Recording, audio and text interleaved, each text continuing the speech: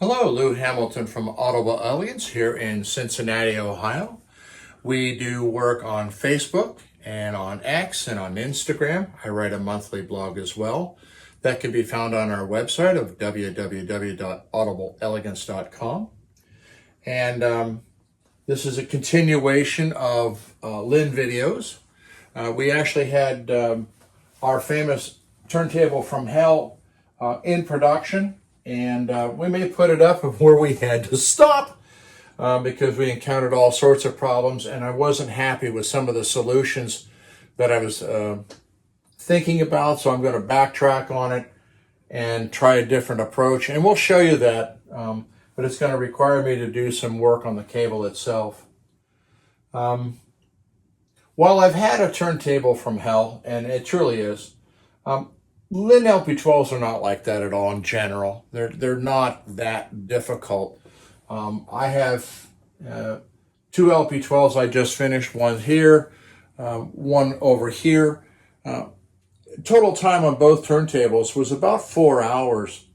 And what I've done is as I do my service work, I write down all of my checkpoints of what I've looked at and inspected. On this table, we had a motor pulley that needed to be cleaned, interplanar belt surface cleaned. I cleaned up the top plate because he had moved it around and kind of scuffed it up, so I fixed that up. In his case, for whatever reason, he actually needed a charge of oil. So I don't know why that happened, because that is not a characteristic of a Linn, is to lose oil like a car. So he either pulled the bearing out at some point and wiped it or didn't put it back, but I had to do that. I tightened the arm collar, which is very common on a lot of turntables. As a matter of fact, the Rega that I have in sitting over here, the nut has become loose enough that I can actually pivot the arm, and that's not right at all from the base. Also tightening the arm bar screws.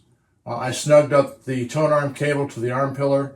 He does need a new belt based upon my inspection. I do recommend that. He also should get a new felt mat. Now, while I have this sitting here, his new felt mat is actually sitting underneath the platter, so we're not wrecking his dust cover. And clean the mating surfaces. He got a good tune. His tune turned out wonderful, and I was really happy about that. And tightened the clamp. And in his case, he broke his dust cover.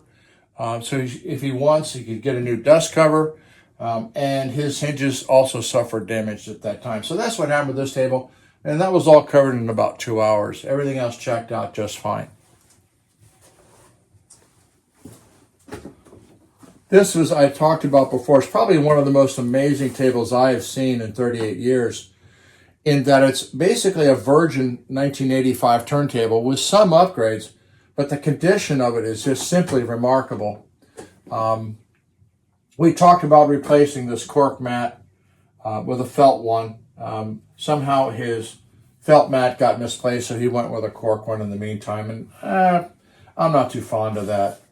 Again, we have all the sort of tightening and things, but what made this one a little unique, and this is something that happens with the older Linns, is that there are rubber grommets that are used to guide and control the springs that go into the sub-chassis, and then they have a little rubber grommet at the bottom on top of a washer that is part of the suspension. And when we start talking, 25, 30 years old, those rubber pieces simply dry out and get stiff. In some cases, the springs actually begin to set in and set grooves into the surfaces. So I've recommended that if we're really going to finish this one out right, I would get new rubber grommets. I know that there's also been a change in the Linn springs between 1985 and now. The coilings are different. The direction of the coiling is different. And so if I'm going to go in there and do the rubber grommets and have to fool around with the suspension, let's just get the springs and be done with it.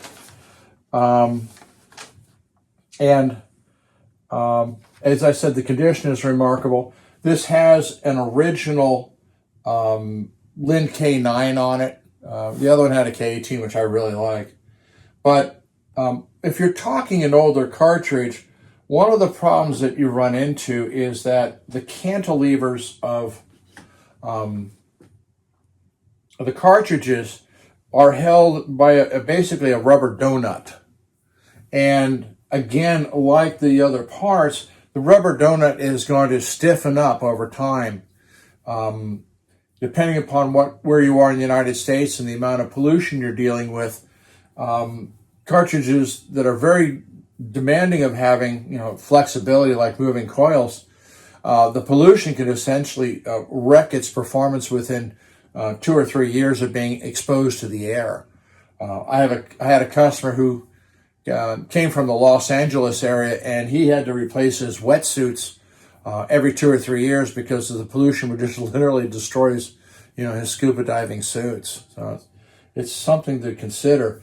But when you start talking 15, 20, and 30-year-old on a cartridge, it will play, it will work, but it is not going to be to normal specifications at all. Over here I have a re-rescued older version of a Rega. And unfortunately, he was making the right choice to put a new cartridge on because he had an older one. But what a lot of people get trapped into is that what are known as cartridge tags, or the little metal clips that go in the cartridge. They are shaped to a particular size. So in the case of a gold ring cartridge that was on this table at one point, the pin size are actually smaller than a carbon from Rega that went on the table. So in his attempt to push those clips on, he literally bent one in half and snapped it off. So I wound up having to solder a new tag on it, and then take my time to get those clips spread out so they could actually slide on. And different people have different approaches on spreading the pins or closing the pins. I use both hemostats and a very, very, very fine screwdriver. If I need to spread the pins, and I'll put that driver down and just by its dimensions open the pin up a bit. If I have to close it, you have to be even more careful. You may have seen in one of our earlier videos a music hall turntable where he did not have a really well-controlled way of closing it, and he wound up literally crushing the pin into a flat piece of metal, and that was a bit of work on our part to get it straightened out. So there we are on that. I don't know whether we can see on this cartridge. This is a moving coil. You can see a little bit of it. There's a rubber ring on this one. And again, this is a moving coil.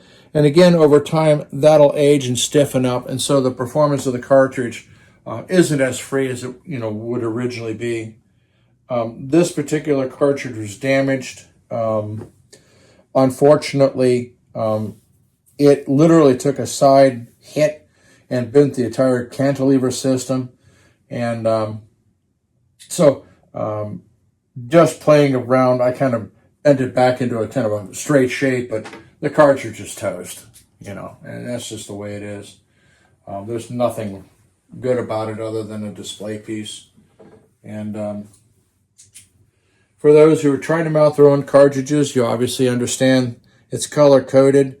And the easy way of remembering this, if yours doesn't have the little color rings on it, all you have is, marked right or left, and then the plus or ground symbol. It's really simple. The left channel is snow melting into water, so that's white to blue. And for the right channel, it's Christmas. So you have red being hot and green being your ground. That's the way I try to remember it. I try to make something real simple. So if that tip helps some people, great. If it doesn't, that's okay too. So this is my little cubby hole of service. I have a pair of speakers in that unfortunately took some damage. And we have a VPI that's going to be new belt is needed. She's about 20 years old, so it's well over its age for belt. It has a Ben's Micro silver cartridge on it, And we're going to replace that with a Hanna EH, a high output, because he only has a moving magnet input on his preamp. And so he'll be happy there. So there's all sorts of things. Yeah, we have an old Nakamichi sitting in here, and the machine physically is in beautiful shape. It simply is aged, and we have a channel that's out in it, and she's in need of some belts. So that's what's going to happen there. And things come in and out, but we have to know what people want to bring in before I'll look at it, because we can't service everything anymore, and we prefer taking care of our customers who bought from us first. So hopefully you enjoyed it, but yeah, I do know what I'm doing with Linn LP12s. It's just that this special one from hell, boy, she's just remaining consistent.